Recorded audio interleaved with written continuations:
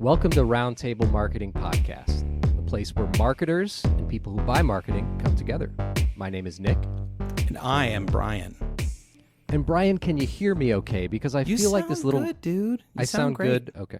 Mm-hmm. Great. Well, it's good to talk to you. It's good to talk to you. What's been up with you recently? Dude, man, we've been doing everything. You know, me and you have been chatting about, but everybody's been chatting about is AI, of course. Sure. Different topic for a different episode, but the funny thing is I'm just in this constant tension of feeling like the slow slip into obsolescence versus my excited encouragement of the acceleration of AI. So like I'm going from like, it kind of sucks because like everything I thought I was is going away. And then on the other side, I'm like, dude, I could redo everything quicker with AI. I'm in this like constant battle of like seeing that. But good news, bad news is it's not fast enough for either of those sides of my coin right now. So I think that like our job moving into the future is figuring out how to balance them and how to continue to provide value, because no matter what, marketing is always going to need a competitive edge. So if the competitive edge, everyone has the same thing, it's not a competitive edge. So if every single person has the same democratized access to AI, which we basically do, your competitive edge will still have to do with what you do uniquely and what you bring to the table. So like it'll just raise the stakes for everybody. And then this is now just the basis. So now you still have to compete. And so if it happens at the right speed, which it seems like has been happening over the last 3 years, it doesn't feel like it was a, gradual then all of a sudden sort of thing with AI. What we have to do is we have to figure out how to continue to contribute value above AI. We can't contribute value below AI because AI will then be it'll be better than us. But if we're able to utilize AI and then contribute value. So it's just exciting. So that has been my obsession for years now, but now even in the last few weeks, I've just been, since we last spoke, I think I've been thinking about AI way more than even before. And to be clear, most of what we do with AI is in the world of LLMs, large language models, and the magic of those is how they can turn just a lot of information. I think you've used the term data lake. I don't know if we're there yet, but it's a term that I can steal that most of the people I talk to won't tell me I'm wrong.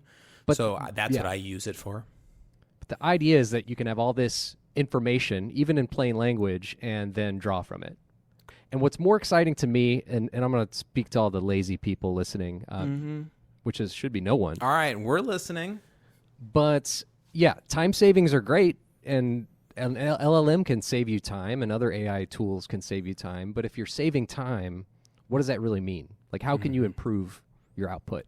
Right. Yeah. I've heard a lot of people say it's like, well, let's just say you're talking about developers. One AI might allow a single developer to work like 10 developers. So you go, well, that sucks because somebody's going to go fire 9 developers. When in the history of business have people ever wanted to do less with the same amount of resources? Or the equal amount with the same amount of resources. If you took a developer and you said that developer now has the power of 10 developers, you're going to go, great, I can do 100 times what I was doing before, right? Like 100 times the power of one person. Because they'll 10x 10 people instead of 10xing one. And it's a little bit naive to think that things will really just be replaced by AI. And it's way more likely that it's just going to make more stuff happen. And we're seeing that. I mean, it's 2025. We're seeing now all of the AI, what do they call it? AI slop? Is that the term for it? I've seen I think plenty AI of that, slop is like the accepted term of like the stuff that just gets put out all the time from AI. And you can't scroll any social media feed now without being confronted with tons and tons and tons of AI. Yes. And it's not better. Like I preferred human-made slop over AI slop a lot, right? So 100%. So what happened? Well, humans got replaced. I'm like, no, humans just started using AI and making more stuff. And so social media is probably a good comparison for marketing in general, which is a social media feed for a single user can only be so much content. Like no matter what, even though TikTok allowed us to see a ton of stuff, even though it got us to that point, a single user can't see more than they can see on their screen at a single time. With marketing, it's the same thing. While it's not a fixed pie, there's just not an unlimited amount of clients. There's not an unlimited amount of cash. There's not an unlimited amount of people to buy, right? So you're still basically saying, like, I have to optimize and I have to rank well and I have to show up well through all of the slop.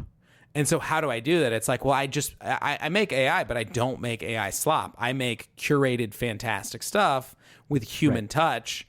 And so the curation of things is going to be where there's still a place for creatives forever.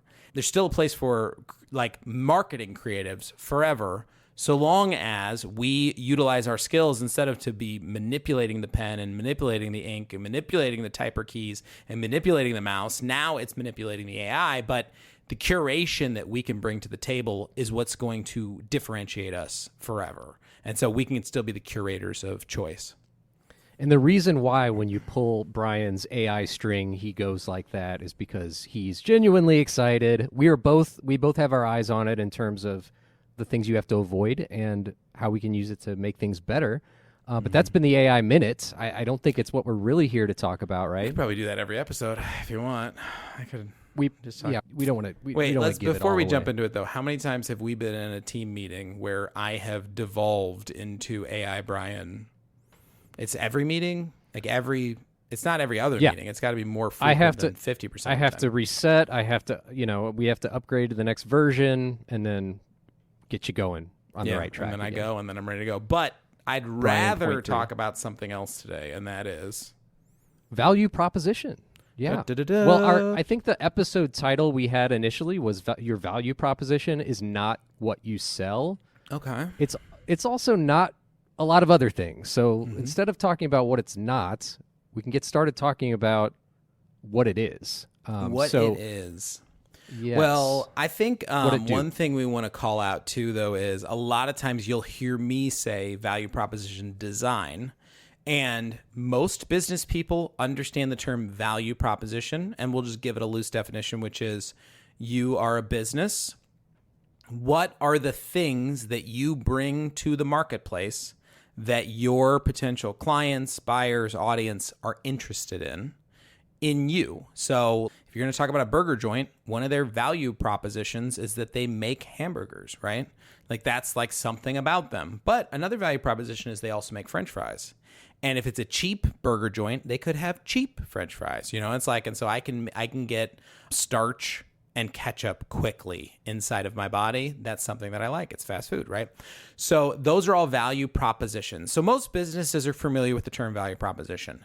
Value proposition design, I'm capitalizing the letters V and the letters P and adding a capital D to it.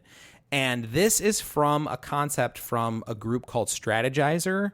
And it's actually a formal process to develop value propositions. It's value proposition design. And Strategyzer is an agency, I assume they're in Europe. I'm not sure exactly what they do, but they have just given away all the secrets. They put a book together. You can buy the book.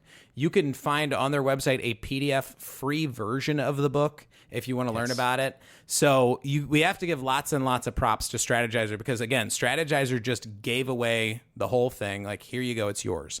And that is something that is pretty awesome. So when I talk about value proposition design, I'm talking about the system that Strategyzer came up with.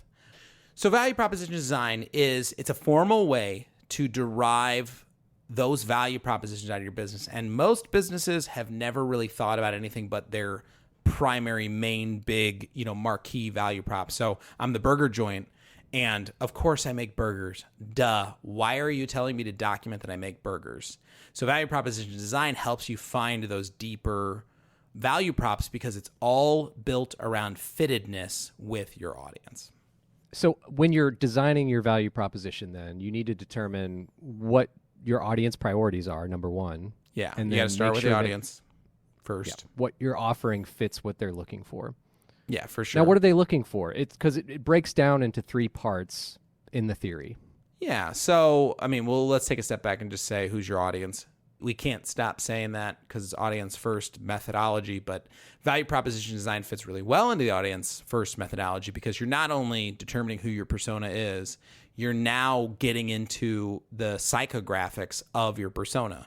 So when you have a persona, you have an audience, you want to really determine three major things: their demographics, their geographics, and their psychographics, right? So demographics are just the fundamental parts of who they are, things you need to know. Marketing in general gets to be more discriminatory than other things. For some reason, we allow it in marketing. But the reason why is because it's effective. It's effective to say, I'm selling a product for this type of person is a good thing, And we see this all the time in niche marketing. That's why it's great, right?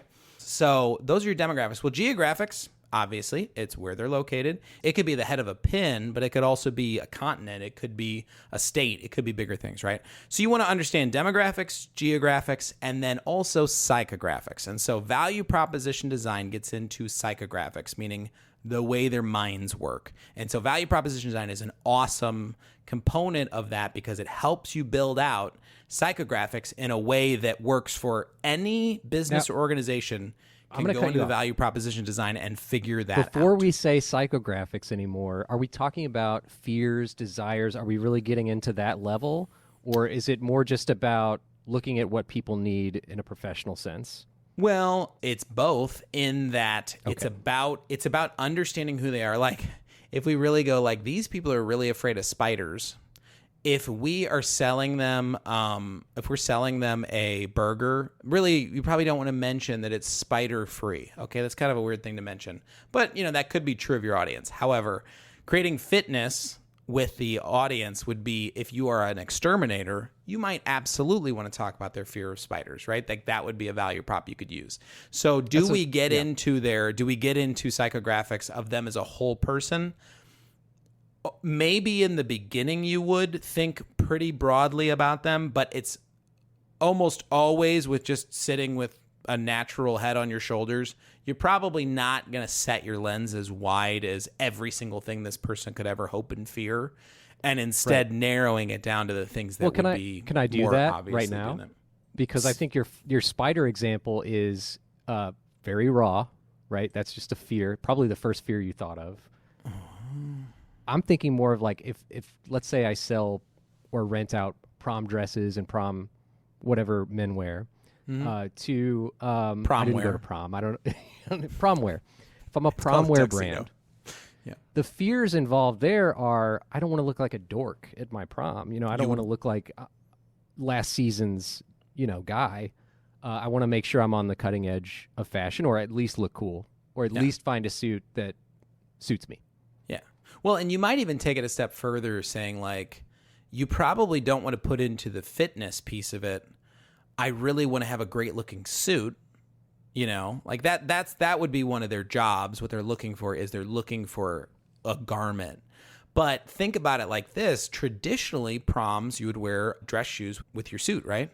Well, how often do we now see men wearing tennis shoes with their suits, right? And like, it's like wearing a cool set of sneaks going along with your tux is like a look, right? Right. So one of the values that we focus on is you want to look great, you want to look modern, you want to look cool at a formal event. And we actually do that by even adding in touches of, I'm going to use the word flair, which no one ever likes, but we add in touches of flair. So we add in those customizations that are also going to differentiate you and help you look either more in style or more different in a good way. That's something that we would put out there. So, but you do want to play to that, but you don't necessarily want to put yourself in the box of like, well, I want to help them get a perfect suit, because sometimes that's not really what you'll be selling, because you might be selling the different part. So getting to more of the core feeling, which is what you said in the very beginning of what you were saying was, I don't want to look dumb. I want to look cool at this event. That would go great on, like, I don't want to look dumb. There's a version of that, and as we get more into the specifics of VPD, that I think we could convert that into a pain, and saying like finding good clothes is hard. That would be a pain. That everyone trying to look for prom clothes is going to be worried about. Another piece of this too, though, is it's not necessarily the young man looking for a tuxedo. It could also be the parent who's helping him find it, So there is also a world where like you do need to pay attention to both of those audiences, because the interest of the young man versus the interest of the parent, they might be two different interests. Now, when I was dealing with prom, my parents were nowhere in sight. They're like, go fend for yourself. But, a parent might be involved in that decision-making process too. So those are different things. What's a parent worried about? I'm worried about my kid looking dumb. It's not the same thing, right? And so if your marketing is targeted towards the parent versus the kid, you probably need to pay close attention to how you figure those psychographics, because they are, that fear-based psychographics, like I don't want to look dumb, is like, well, you're like the parent's going to think differently about that. And so how you market that is going to be two different approaches.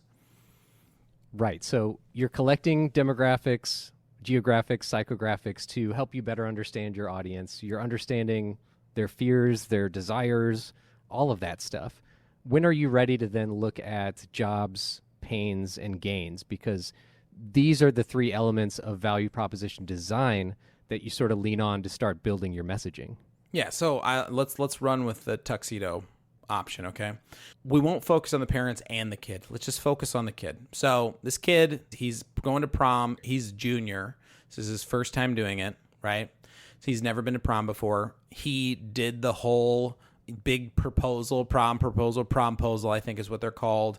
Filmed himself doing it because that's what everybody does nowadays, and like made it a thing, but he still looked like a kid, and it's great, and everybody thought it was cute. So he asked the girl to go to prom, okay? And she says yes. Great. So now he goes, I got to figure out what I'm going to wear. So what are his jobs, his pains, and his gains? Jobs, what does he need to accomplish that are they're just a neutral thing? Like, I just need to do this. Like, what are the jobs that he needs to fulfill for this thing? What are the pains? Like, what are the issues associated with a purchase like this? And then what are the gains that would make it better? What are the things that take it to another level?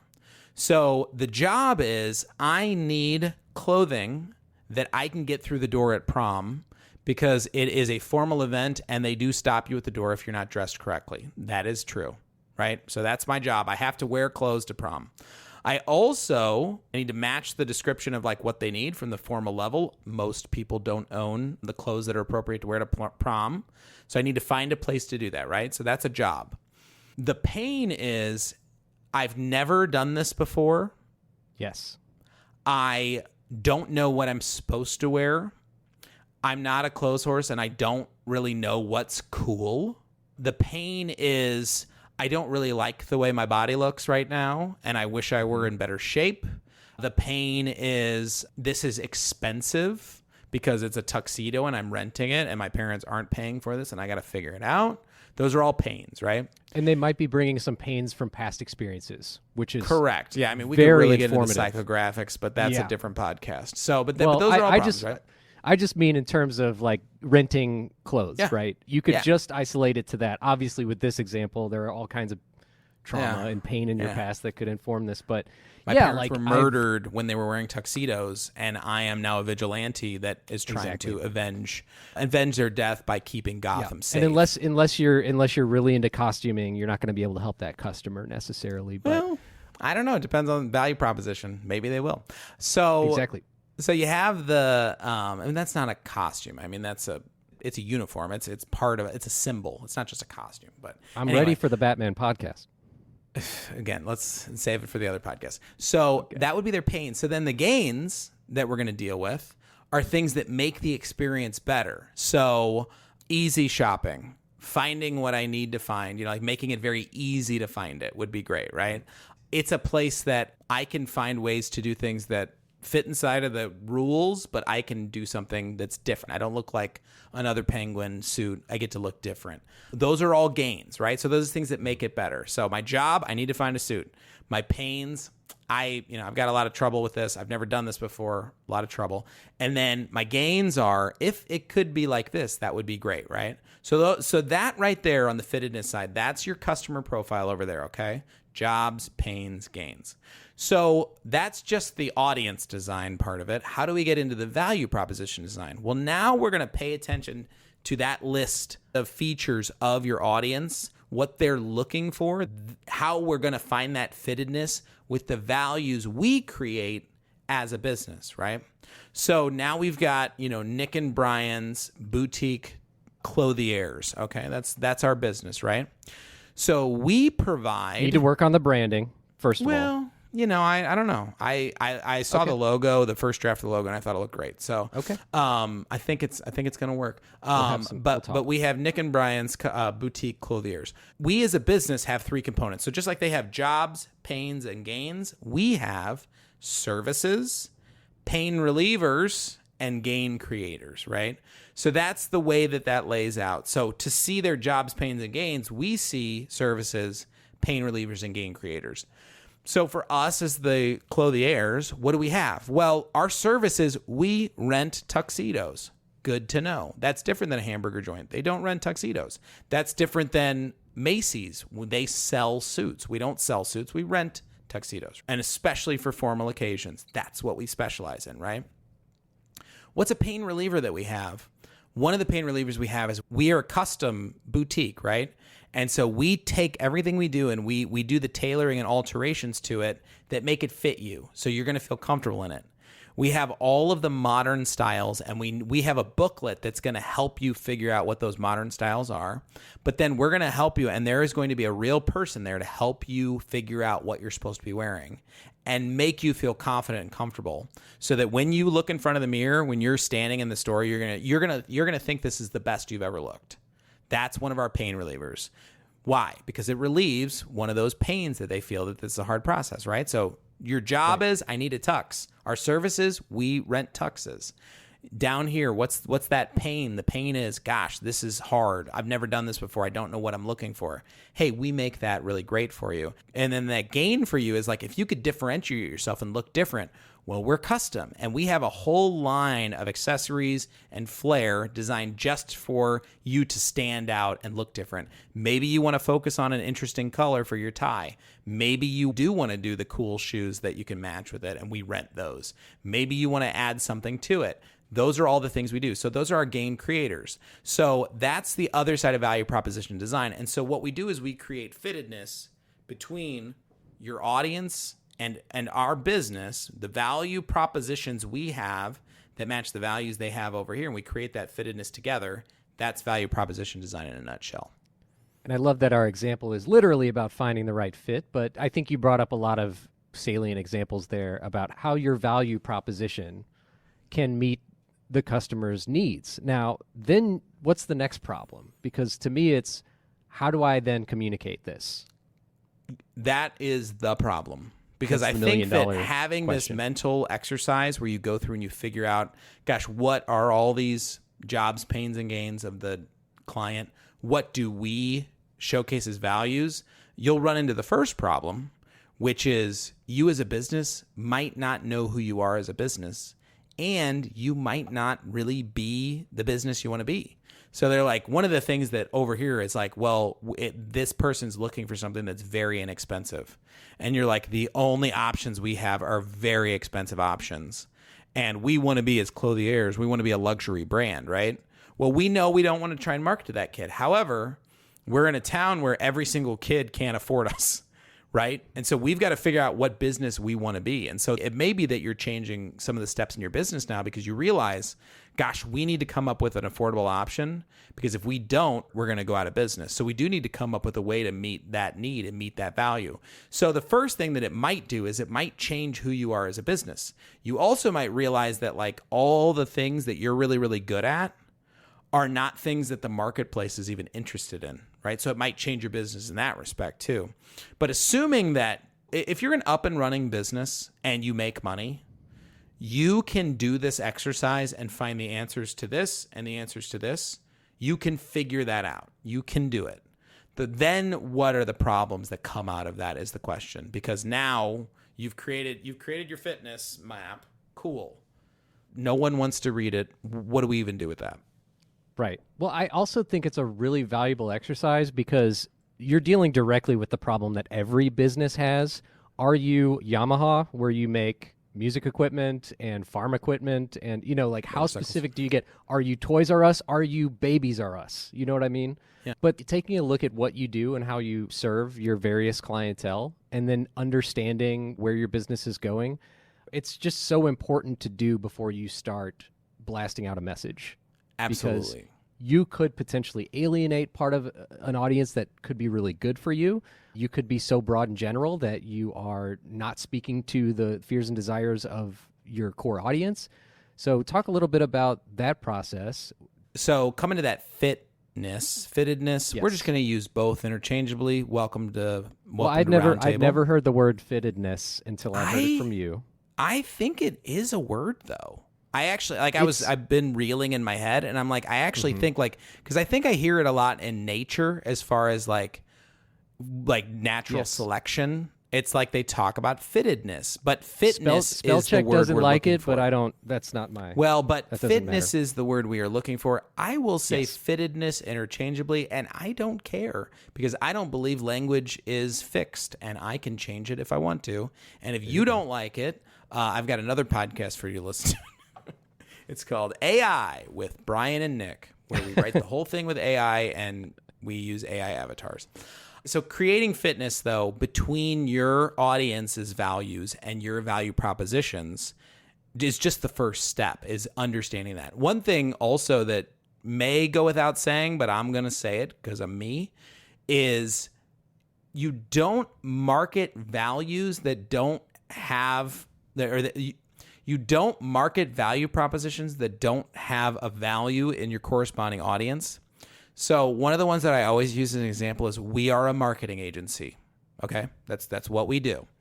And we do all kinds of things that are value propositions. And we have lots of great things to talk about as our business. You know what I never talk about as our business? We use QuickBooks Online for our accounting software. That is so unbelievably important to my business, and being able to exist is QuickBooks Online. And I never talk about it with my clients. Do you want to know why? Because they don't care that I use QuickBooks Online. They don't care that what brand of toothpaste I use every day. They like my fresh breath, but they don't care about the brand of toothpaste, right? There's a lot of things about my business that are valuable, but they're not value propositions for the audience I'm trying to reach. And so my marketing, you can look through my marketing anywhere you want. I mean, I guess technically this is our marketing, but you can look through it anywhere but this exact example, and you will not find me making mention of QuickBooks Online and how we do our back-end software or the brand of trash bag liners we use in the office. Like, it won't be in there. It's important to the business. It's not important to value proposition. So that is a key distinction too, is like we are only including things that have a corresponding value with the client. We're not developing out a list of things that have no value, because those don't need to get laundered into our marketing. Those don't need to become the way we talk about ourselves and the way we present ourselves. They don't need to be out there. So we don't include those. And so as you're going through this process, you also don't want to include a bunch of stuff that is important. It's just not important to your audience. And going back to the problem of, hey, I'm talking to the kid that's renting a tux. Hey, I'm talking to his mom that's helping him rent a tux. Like, there's things that are going to be on this list of a value for the mom that aren't on the list for the son, and vice versa. Like, that's a situation that's going to arise. So there are a lot of things we don't want to talk about just as much as there's many things we do want to talk about, even though they are important to who we are. Totally. So we've talked a lot about the theory of value proposition design, and these are valuable things to be thinking about, of course. But a potential pushback with all this theory is, when does something happen? When do we get to the action of it? Because so far we've just twiddled our thumbs and thought thoughts. When does it become a product, and when does it become real communication with your clients? Yeah, because we're all we've done so far is made a really pretty whiteboard, and now we need to go make money, right? So the value proposition design, it is a philosophy, and it is something you're developing that really is for you to then go make your marketing. But you are drawing the line, like making the value prop. No one cares to see your value proposition design. What they want to see is they want to see the value propositions. So how does this now get utilized? Well, we have pinpointed the psychographics of our audience. We have pinpointed the value propositions that are going to sell our business. They're true of us, they're matched, and they have fitness with what our audience needs. We now know who we're talking to very well and understand our audience, and we understand the things about us that matter. So let's go to market. So how do you do that now? Well, let's say you're going to sit down and you're going to write a script that's going to be an explainer video about who you are. I'm going to write a script right now for Nick and Brian's custom boutique clothier store, right? And so what am I going to do? Well, I know things now. So I know who I'm writing to, and I know the things that are good about us. So let's go. It's prom season, and the girl finally just said yes. Awesome. Now you've got a problem. What are you supposed to wear? Because it's hard, right? It's hard for you. You're a teenage boy and you don't know what you're supposed to wear to prom. And you certainly can't just go ask your friends what to wear because the answers they give will be less than desirable. So what are you going to do? You need to find a place that's going to help you get dressed for prom. Something that is going to get you through the front door and not get you turned away because you're underdressed, but is also going to make you look cool and feel great when you're doing it. Plus, sticking out would be a bonus. Welcome to Nick and Brian's Boutique Clothier. We actually specialize in prom attire, and we help kids just like you get dressed and ready for prom. So when you're ready to find the suit that you need to walk into prom and look fantastic, come to Nick and Brian's Boutique Clothier. Awesome. I mean, you can see if you've listened to our conversation how the pieces all came together to give you that marketing messaging. Right, because we talked to the kid, we talked directly to him. We talked about all the value props we have. We talked about the issues he has. We talked about the things, the way we fix those issues, and actually got him to where he goes, right? So how does value proposition design work? Well, had I not just went through the exercise of developing out those value props, that video might just sound like, come to Nick and Brian's, we sell tuxes, and it's like, okay, great. You can think of all the bad marketing you've heard through the years and all the bad advertisements you heard through the years. And the reason they're bad is because they can be produced poorly. But the reason they're bad is because they don't talk to the values that their audience are looking for. And the best advertisements you ever heard, I mean, you could go and isolate some of our best advertisements. You can go back to the Apple Think Different campaign, right? And you're like, how can I reverse engineer value proposition design out of that? Easily, okay? So this person out here, like, they're in the world of they need a personal computer, they need a work computer, they need to be able to buy something. When Apple hit the market, there was options. The PC was already existed, right? So what did Apple do? Apple says, oh, you need to go get a computer, but here's one of the problems is everyone else has got the same exact machine and you're different. Right? And what would make things better? What would make things better is to stick out. So what does Apple do? They put together this series of posters. They take revolutionary minds, Jim Henson, Albert Einstein, Kermit the Frog is on there with Jim Henson, but there's these posters of all these like famous big thinking people. I think Oppenheimer might have been on one, but maybe I'm thinking of somebody else. But there's another scientist on there, but Albert Einstein's on there, right? So you've got all these big thinkers on these posters. And so these are people that clearly think different, right? So you're meeting that, okay, I need to find a computer and I want to stick out. And it would be great if people thought I was a genius with, I'm going to take a picture of a genius that was clearly outside of the norm in the way that made them amazing. And I'm going to put that up. And all they have to do is put on their Think Different Apple. And you're like, I want to buy that computer. And now they've got... Right. It won't put you in a box. It will, it'll make more possibilities open to you. Yes. And so that is the way that you can take value proposition design and then implement it. And I wouldn't assume that the Strategyzer folks got in a time machine and went back and coached Apple. But getting to really solid marketing, one of the easiest paths to get there is to figure out who you're talking to and what the value that they're looking for in your business. And if you figure those two things out, it's going to be really easy to come up with. I mean, I just sat there and off the top of my head, because we did a little bit of work, wrote a pretty good script for a video. It's a great for first draft. Right? Yeah, because like, it has really the elements you need. Exactly. Yeah. And people will be like, yeah, okay, cool. And then you might go, well, now, actually, we need to figure out the spices and we need to figure out the amounts. And all of that. Yes. But the recipe's there. And so you could apply that to a video. You can apply that to you want to put together a calendar of content for your social feed, right? Okay, great. Well, who are we mostly marketing to on the social feed? We're mostly marketing to the kid that's going to be renting a tux. So how do we meet that? What are the things they want to see?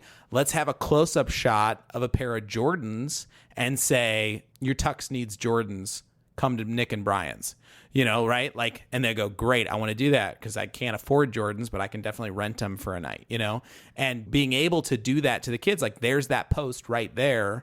Or we're sharing the post of other fits, and we do a fit check. Every time a kid, gets fully dressed in the store and they look amazing, we do a fit check video with them and we put it as a story. Why? Well, because this kid wants to see that, like our buyer wants to see that and understand how that meets their jobs, pains, and gains. They're going to see that and they're going to get the affinity for our brand and then want to get over and start using us. Like you can take the value propositions now and write your website. Write the content that you're going to be putting out on your website. Put together everything that you're going to put together from a marketing standpoint can start with a solid set of value proposition design. And can I this is more of a tease than anything, but relating back to what we talked about at the beginning of our episode, it's like if you have done all this work and the jobs, pains, and gains, and you've got your value proposition written out and you have your different audiences defined and figured out, that becomes really important data that you can use to then start making materials. Are you talking about AI, Nick? Is that the secret sauce? I don't.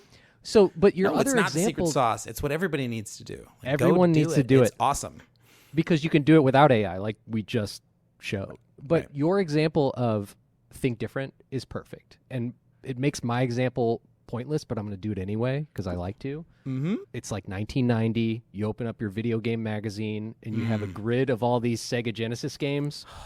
And they're not on the Nintendo. And then at the top it says Sega does what Nintendo don't. Oh my gosh. That is a good line. That's really good. And I don't remember it, but in 1990 I don't think you remember it either. The only time you name check a competitor like that is if you're trying to, like, Nintendo had the market share. Like they had everything. Dunk too, by the way. Like that's like, man. And honestly, I will tell you, I didn't read that. And there's some truth to it. We were a Sega family. So we had a Sega Genesis. We didn't have a Super Nintendo. So I was spoiled. We had the Sega Genesis, and then my grandma had the Super Nintendo. So isn't that great that grandparents had video game systems? Because my grandparents also had video games, and I think my dad said that my grandpa would play it at nighttime.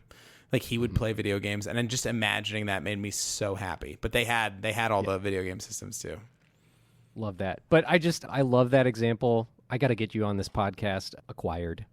Anyway, Acquired. If you're listening to our podcast, don't listen to any other podcast. But Brian, you can go ahead and check. No, that goes into the end, which is the end of the show notes. Is other podcasts to listen to instead of us. Yeah, right. Exactly. All right, so we've gone past theory now, but how do you get started? I know that's a big theme of our podcast is taking the first step.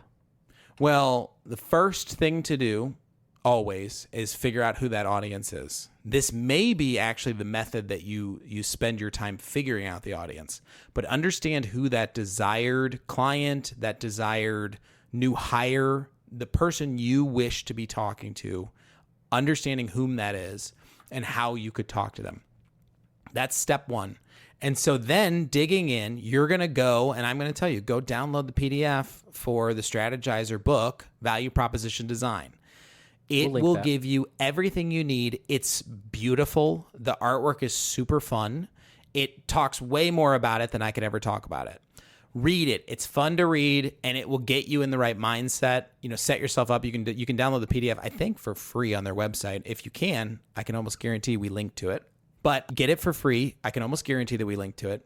Then read through that, but get yourself more familiarized because you started listening to this podcast and you got a taste of it. Get a little more familiarized. Then sit down with some core team members or with a marketing agency of your choice. Sit down and start discussing and lay out these three components of the audience: their jobs, their pains, their gains, and list those out. We like to put it into a spreadsheet. That's how we do it. A whiteboard would do just great. You can actually draw a big circle and divide the circle into a pie and start drawing them there. It's fun, right?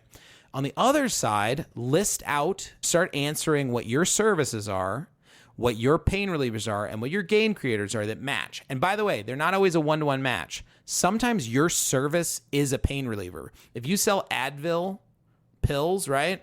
Like, I literally have a headache as a pain.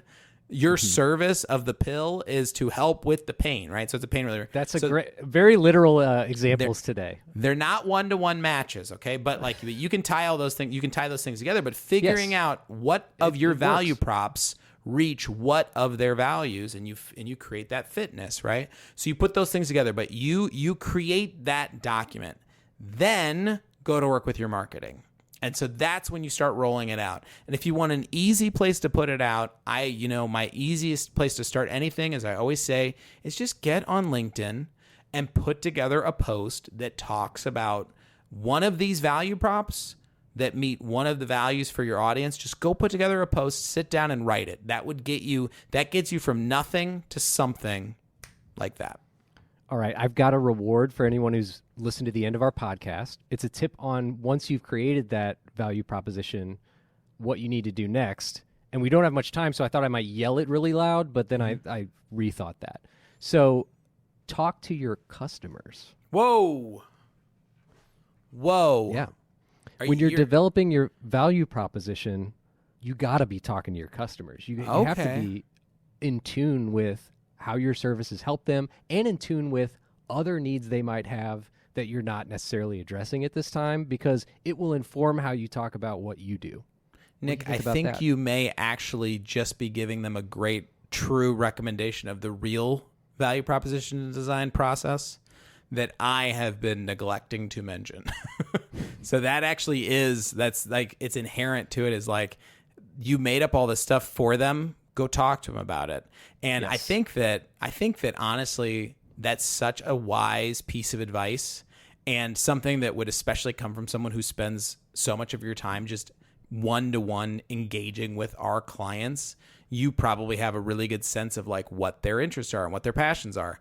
And I think that that's something that I sometimes can be neglected. I'll even admit that I neglect. Sometimes I just think of this magical marketing, but I don't go figure out, am I really meeting the audience where they are? And I think that your talk to your customers advice probably is the advice for everything that you could do in marketing.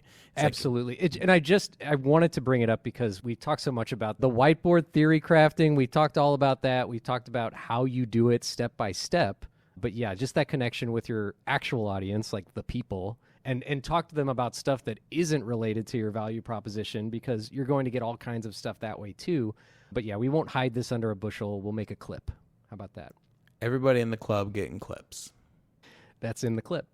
Oh, great. Well, I love talking about value prop today with you. Brian, is there anything else we want to cover? I mean, I had to get it out of my throat, I love it. That last bit of advice. So. No, I think, Nick, I mean, if they didn't get the value proposition of this podcast, then we don't understand our audience. So let's talk about it. So if somebody wants a follow-up, why don't you come tell us about it? Hit us up. Let us know. There's always a space below to comment, and we'd love to hear from you. Yes, especially on Spotify. They just make it easy with the comments. It's so easy. LinkedIn too. I think people are watching clips on LinkedIn. So everybody in the club getting clips, but specifically on LinkedIn, everybody in the club getting clips, because that's all I do on LinkedIn now is just look at people's clips and learn about the latest TikTok trends that kind of have something to do with business, because they keep shoving them in my face. The Clips just put out a new album too. Oh, really? Yeah. Well, in 2026, I am going to hopefully be seeing the Eclipse in Spain, but we'll see. We'll see. We've reached the word association portion of the podcast, which means we're done. Means we cut it 5 minutes ago. Got it. Yeah. Thank you for listening to Roundtable Marketing Podcast. Follow us on Spotify. Watch our clips. Talk to us, or don't do any of that. Basically, this is for you. So you go live your life, my friends. Absolutely. Thanks for listening. We'll talk to you again next time. See ya.